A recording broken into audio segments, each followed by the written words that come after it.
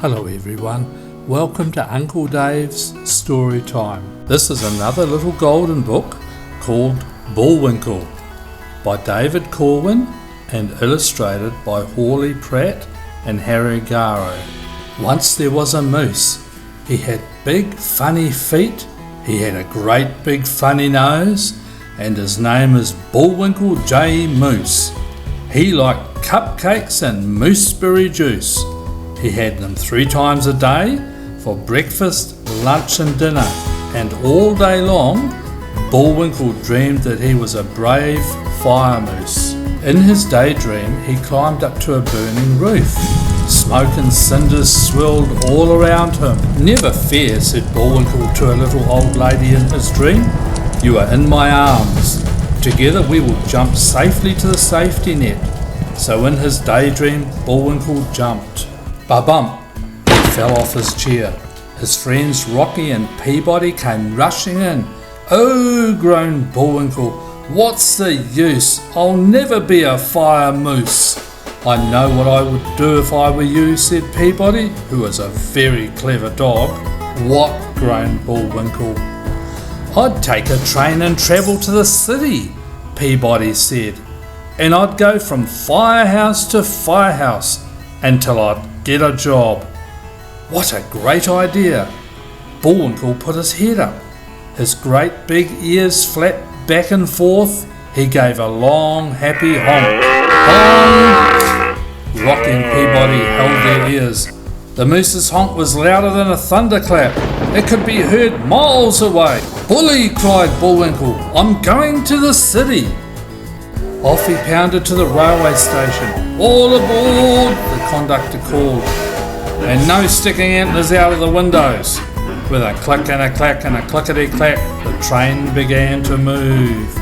Bullwinkle was on his way.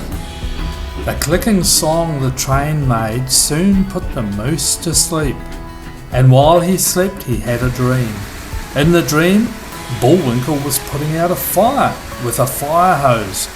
Water was gushing from the hose in a steady stream when suddenly, splash, he was drenched with water.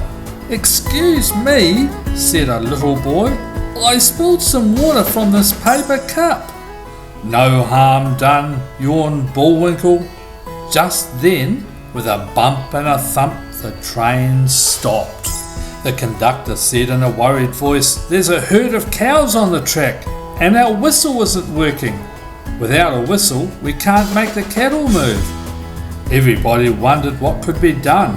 "Stop worrying," said Bullwinkle. "My honk is louder than a thunderclap. It can be heard miles and miles away." So Bullwinkle went up front and he honked. Honk! The cows had never heard such a honk before. They bawled with fright and ran away, and the train could go again. At last the train came to the city, and Bullwinkle got off. The conductor called after him, "Thanks, Bullwinkle. We never would have reached the city if not for you." Whoo! A siren wailed just then.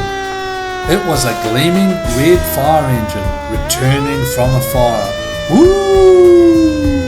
With its siren wailing, the fire engine whizzed swiftly through the crowded city streets.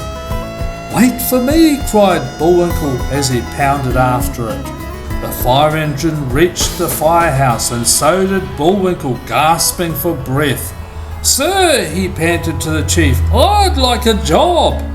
First the chief stared, then he scratched his head, then he began to snigger, and then he laughed with all his might.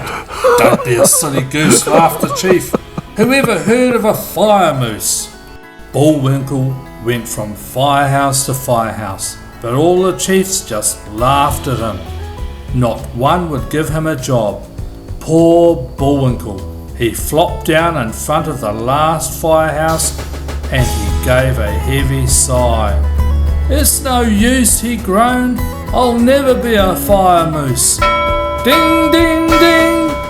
The alarm inside the firehouse began to ring.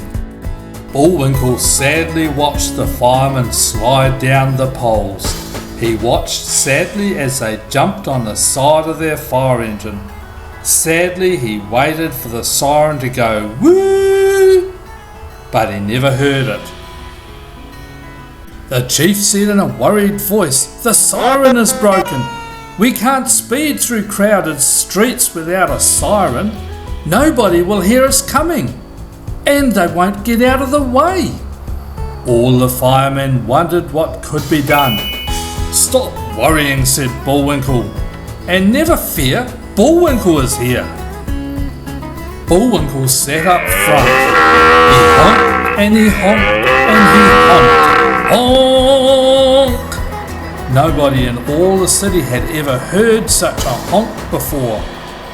Holding their ears, they ran into their houses. The fire engine whizzed swiftly through the empty streets, and it reached the fire just in time. The chief shook hands with Bullwinkle. "Thanks," he said. "We never would have been in time to put the fire out if not for you. Here, Bullwinkle, take this helmet for your very own, for now you have a job." What a job that was! Smoke and cinders, up on burning roofs, steady streams of gushing water. I hope you liked it. If you want to hear more, subscribe and like Uncle Dave's Storytime. Bye now.